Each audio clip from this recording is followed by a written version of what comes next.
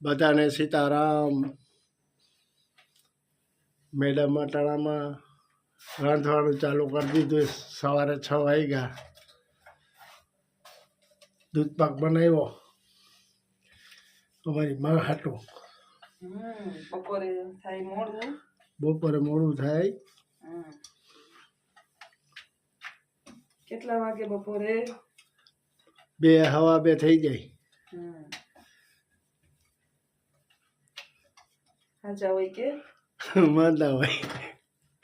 બેન હાજા હોય કે માંદા હોય, જમવાનું બાને વ્યવસ્થિત જ જમાડવાના. દૂધ પાક અત્યારમાં બનાવી લઉં ને, 2 લીટર એમનું દૂધ પડ્યું તો નકરો એટલાક ચોખા નાખ્યા મુઠ્ઠી એક મારા, એમનામાં અત્યારમાં ઉકળી જાય હારી પટને સરસ થઈ જાય. પછી જરાક ખાવા ટાણે ગરમ જ કરવાનો રહે જરાક.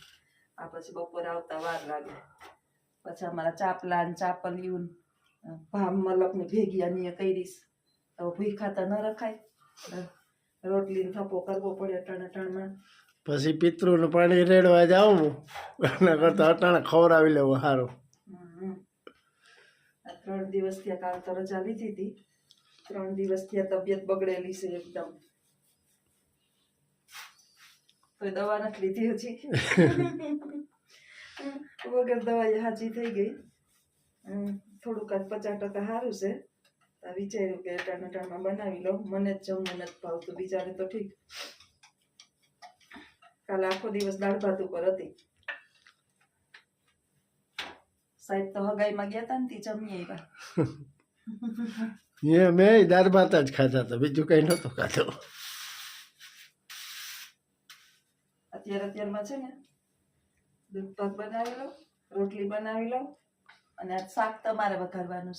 ટાઢું શાક મને નથી ભાવતું. હા તો હું વઘારી. હું કેતી જાય કે આટલી વસ્તુ નાખવાની, આમે તમે બનાવો તો ખરી.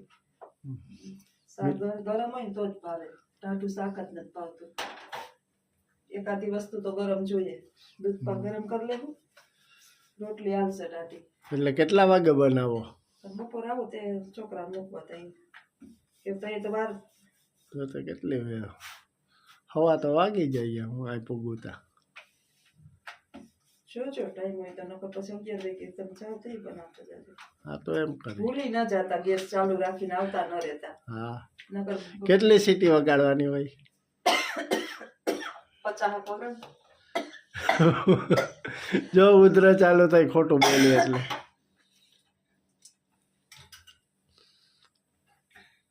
અમારે છે ને 3 બાપ દીકરાને રસોઈ કરતા આવડે. નાનકડો વિદેશ પોલેન્ડ ગયો ને, એ અહીંથી બનાવી લે. મસ્ત રોટલી બનાવતો હોય, અલગ અલગ મસ્ત ટેસ્ટી શાક બનાવતો હોય. મોટા નહીં આવડે, કારણ કે એ નોકરી કરે બહાર કચ્છમાં, એટલે એને અહીંથી શીખી ગયો. અને આને નહોતું આવડતું, એની મને શીખાડ્યું. અને એને આને આવડી ગયું. ખાજા માતા હોય તો કોકની લાચારી તો ન કરવી. ભાઈ તમે ટિફિન દઈ જાજો, ગામના કોદા ખાવાનું, ઓલા કોદા ખાવાનું, બધુંય બનાવતા શીખી લેવાય. હાલ પછી કોક આપને રાખે ન રાખે ઉપાધિ નહીં. ભાઈ આપણે ઘરનું માણસ હાજુ માંદું હોય. કમેન્ટ કરજો, સાચી વાત છે ખોટી વાત છે બધી. બોલો તમે કઈ. હા એ બરાબર છે ને ભાઈ, બનાવી લેવાય. અટાણે આ સમયની અંદર શીખી લેવાય હરેક વસ્તુ. કઈ ન આવડે તો રોટલી શાક તો શીખી જ લેવાય. હા, રોટલી શાક જ આપણો જીવન, આપણો ખોરાક ઈ જ છે. રોટલી શાકનો જ આપણો ખોરાક છે. રોટલી શાક આવડે એટલે બધું આવડી ગયું, સમજી લ્યો. અને લખુડો ક્યાં ગયો છે? બોમ્બે ગયો દોસ્તારને મૂકવા.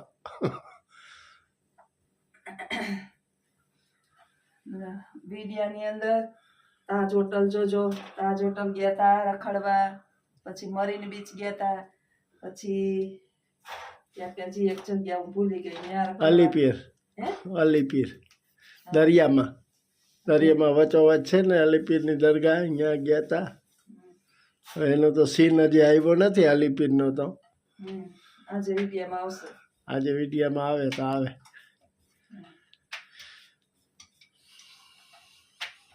આજ વખતે મારે ન જવાનું.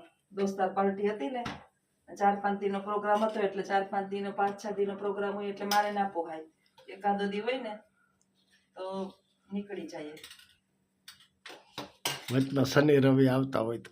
હા, શનિ રવિ આવતા હોય, વધારે કઈક રજા હોય તો મેળાવે. જો દૂધ પાક કેમ બને છે, ઉકળે કેમ? દૂધ પાક બનાવું ને હું તો એમાં ચોખા જરાક જ નાખું ને દૂધને અડધી કલાક ઉકળવા દઉં. હાવ ધીમા ગેસે. જો ચોખા થઈ ગયા મોટા મોટા, એક મુઠ્ઠી એક નહીં ખાત નહીં. તો હાલો બધાય દૂધ પાક ખાવા. બપોરે અત્યારે નહીં મળે. બાને છે ને શીરો, લાપસી, ઘઉંના લોટનો, જાડા લોટનો શીરો. એક બેન મને કહેતા હતા તમે ફાલતુ ગેસ શું કરવા વાપરોસ, ઈડિયાને પૈસા નથી, 5 ગણા આવે. ફાલતુ ગેસ વાપરીએ ને નુકસાન નથી જાતું. તો આવજો, વિડીયોમાં બન્યા રહેજો. સીતારામ. ટાઈમ પાસ કરવાનો. અરે બાની રમો ને કે ગાઈડલું ઉપર નાખી દે, ગાઈડલું ઉપર નાખી દે. આની રમો, આની દડો લઈ ગયો, આમાં ભરી ગયો. 5-7 મિનિટ બેહે ને તો આપણે રાયડું ઓછી નાખવી. આ તડકો બહુ પડે ને, અને સવારે 2 દિવસ થયા તો બહુ વાતાવરણ ખરાબ છે, એટલે મારો અવાજ છે ને હાવ ઓલો થઈ ગયો છે. આમાં ભરી દો ને, આમાં ભરી દો, આમાં ભરી દો, આમાં ભરી દો, નાખી દો, આમાં નાખી દો. વાત લે નહીં, વાત મૂકતા જ નથી. આ ગાઈડલું ઉપર ચડાવી દે 3 માળે, એમ જ કેસ. પાછું હુગડા વટાણે મારે ક્યાં લેવા જાવું?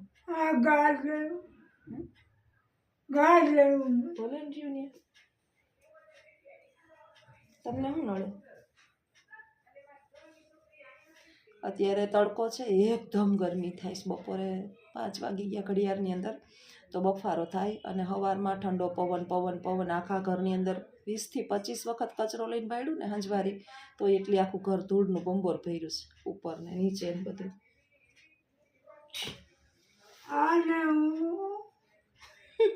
કેવું કરે મોઢું, કેવું કરે?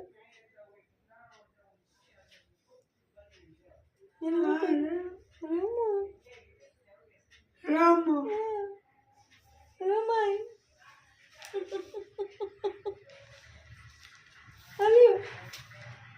રમો. મને મારે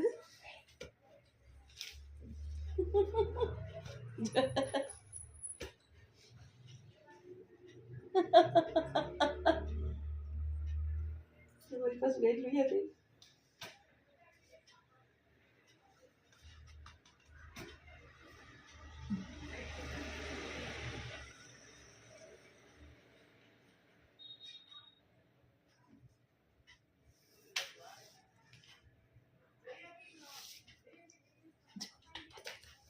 દઈ દઉં.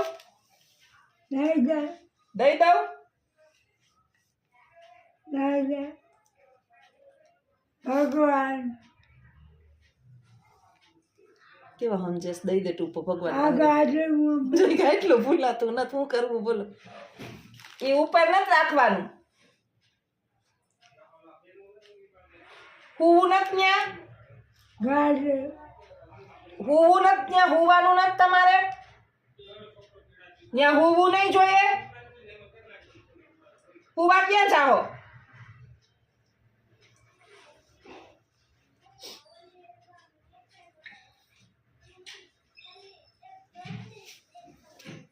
આ તો દઈ જ દેવો.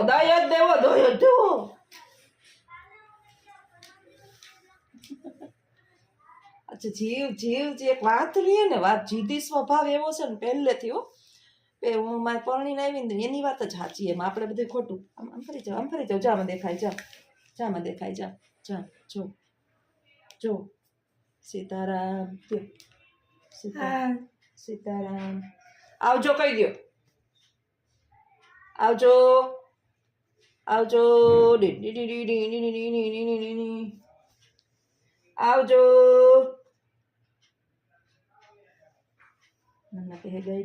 આવ્યો. રમવાની હતી.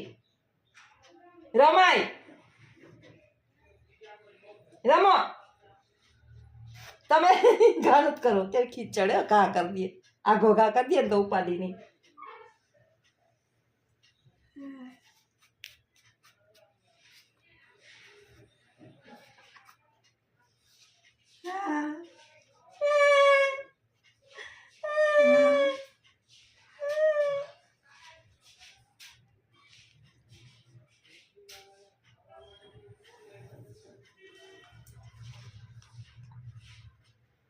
દઈ દીધો પાછો મારો ખોરામ નાખી દીધો. બોલ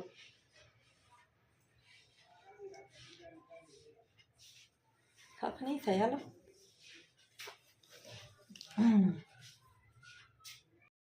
સીતારામ બધાઈને.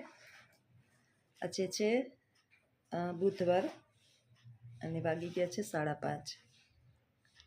મોડા મોડા છૂટીએ, મોડા મોડા જમીએ અને બસ ચા પાણી પીને થોડીક વાર બેસી લઉં. પછી કચરાને પોતાને બાકી છે તો કરું. બા ગાદલું ઉપર ચડાવી દે, ગાદલું ઉપર ચડાવી દે નામનું રટણ કરે છે. એક સરસ મજાનો આપણે બીમાર પડીએ ને ત્યારે તો બહુ જ વિચાર આવે કે માણસ મરી જાય ને એટલે એના કપડાં, ગાદલું, ખાટલો, એના જે ઘરની અંદર થોડા ઘણા કપડાં પડ્યા હોય બધું જે છે એ પહેરેલા કપડાં સ્મશાનમાં અને બાકીના કોકને દાનમાં દઈ દે. પરંતુ આજીવન એણે કેટલા ધન દોલત રૂપિયા ભેગા કર્યા હોય એ કોઈ બતાવશે? બેંકનું બેલેન્સ કેટલું છે, એણે કેટલા વીમા કરાવેલા છે, એટલે એના પીએફ કપાતા હોય ને એ બધા આવ્યા છે, એની જે માલ મિલકત એણે જે ભેગી કરી હોય કોઈ બતાવશે નહીં. આ તો એવું થયું કે ચાની અંદર માખી પડે ને તો ચા ફેંકી દેવાનો અને ઘીમાં માખી પડે ને તો માખીને ફેંકી દેવાની. માણસ જે છે ને માણસ જરૂરિયાત પ્રમાણે ચાલે. એટલે માણસ છે ને માણસનો નથી, શરીરનો નથી, માણસ માયાનો છે. જો તમારી પાસે ભરપૂર પ્રમાણમાં માયા છે તો તમે આખા જગતના છો, અને જો તમારી પાસે ધન દોલત કાંઈ છે નહીં તો તમે તમારાવનાય નથી.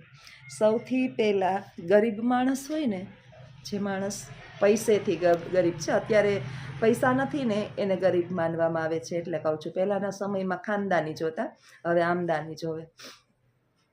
તો જે માણસ પોતાના પરિવારજનો, સગા સંબંધીઓ, કુટુંબીજનો, કારણ કે આપણે વ્યવહાર એની સાથે જ હોય, બીજા વારે તો કંઈ વધારે લેવા દેવા ના હોય. જે લોકો ગરીબ હોય છે ને એમને સૌથી પહેલાં એને હેરાન અને કનડગત લોકો છે ને એના પરિવાર દ્વારા એની સાથે ઉદંડાઈ કરવામાં આવતી હોય, એને અપમાનિત કરવામાં આવતા હોય, અને સૌથી વધારે માણસ એનાથી જ થાકતું હોય. એટલે ધન દોલત રૂપિયો આ બધું માણસના મૃત્યુ પછી છે ને સંઘરી દેવામાં આવે. એની મિલકત, એની સોનાનો દાણો પહેર્યો હોય ને એ નહીં, લેડીઝ મૃત્યુ પામી હોય તો એક વસ્તુ નહીં જવા દે, બસ એના કપડાં સિવાય. વિચારો કે માણસ જે છે એ કેટલો સ્વાર્થથી ભરેલો છે. એટલે માણસ જે છે એ કાયાનો નથી, માયાનો છે. આ સત્ય જેટલું વહેલું સમજાય એટલું સમજી લેવું, અને પગ જ્યાં સુધી આપણા ચાલે છે ને ત્યાં સુધી આનંદ કરવો, ખુશ રહેવું, ઈચ્છાઓને પૂર્ણ કરવી. તમારી પાસે જરૂરથી વધારે પૈસા છે તો થોડોક હાથ લાંબો કરવો, મીન્સ દાન પુણ્ય કરવું. જેટલું થાય ને એટલું કરી લેવું. મર્યા પછી એક શ્રાદ્ધ જો પેલા મા બાપને નહીં ખવડાવ્યા હોય કદાચ તો શ્રાદ્ધ નાખશે. મારા જેવા તો શ્રાદ્ધય નહીં નાખે. હું શ્રાદ્ધ નથી નાખતી ક્યારેય, હું કેમ માનતી જ નથી. કારણ કે જીવતે જીવતા છેલ્લા હું સમજું છું ને, મારા પરિવારની અંદર હું આવી એને 32મું વર્ષ બેસે, શાંતિથી હું બેઠી નથી. બસ સેવા સેવા સેવા. પહેલાં પરિવારની સેવા કરી, પરિવારની સેવા. આ ભણતા ને ઓલા ભણતા ને આ ને ઘરના ને પરિવારના ને કામ કામ કામ. 4 વાગ્યેથી ઉઠવાનું બંધ જ નથી થયું. પછી ભણી, જ્યાં એમ થયું કે હરખું થયું, છોકરા મોટા થયા તો મા બાપ જે છે એ ઘરડા થઈ ગયા. એ પછી આજે છેલ્લા